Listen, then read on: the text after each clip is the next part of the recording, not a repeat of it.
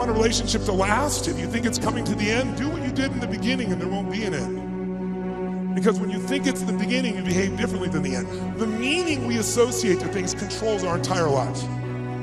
It's not that your mother or father died that's giving you suffering. Certainly that's painful.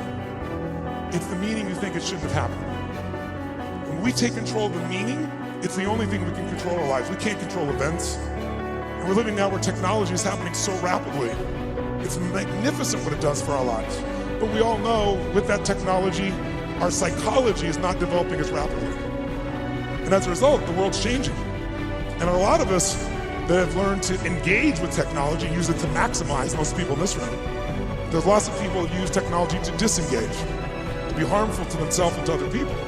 It's not a one-way street. So I'm interested in how to maximize the psychology side. That's why I'm sharing this with you. So you can increase both your leadership skill, but who do you have to lead first to be effective, my friends? Who?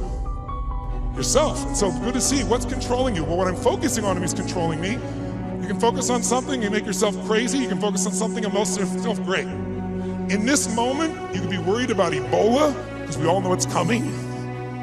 People are freaked out all over the world. 36,000 people die a year of flu, and the whole world is focused on Ebola. Because the news is not designed to inform you, it is designed to startle you.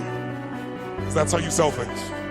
So if you let someone else take control of your focus, your life will be in someone else's hands. So first decision is what you're going to focus. Second, meaning. My father that day focused on he had to take care of his family, and the meaning was, I know what it was because he said it out loud, that I'm worthless. And when you come up with a meaning, it produces an emotion.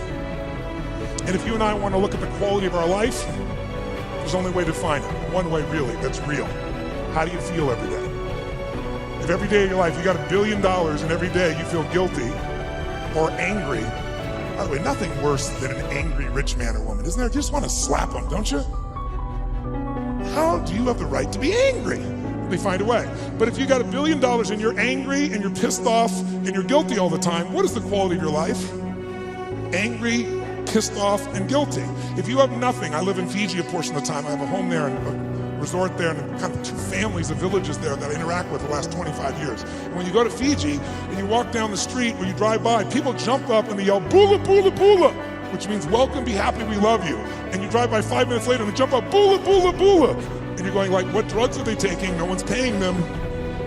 But they're so happy. They're in such a different state. They've learned to focus on something else and come up with a different meaning for life.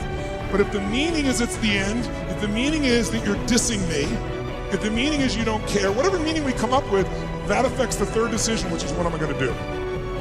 And what people do is based on the meaning, since the meaning creates emotion. Right? You can be miserable no matter what you have, and you can be euphoric having nothing. We all know it's true. In fact, is it possible to learn to let, for example, all hell could be breaking loose around you, and you could just be sitting in a chair in this centered space, all hell breaking loose, and you could still feel great? Is that possible? Yes or no? Yes or no? Sure, but you and I live in a Western culture where if you sit and bliss out, people come and take your furniture. So we have to be good at not only controlling the internal world, but our external world. And that's shaped by what we do. And what people do is based on their emotions and also their role models. So I thank you, Mark, and I thank all of you that are role models for people, where you show people that success does not mean taking, that success can mean truly growing and giving. That money, resources, and opportunity are things to be shared. They're things that are tools for a quality of life you're able to enhance for people and for yourself and your family. Pretty beautiful thing.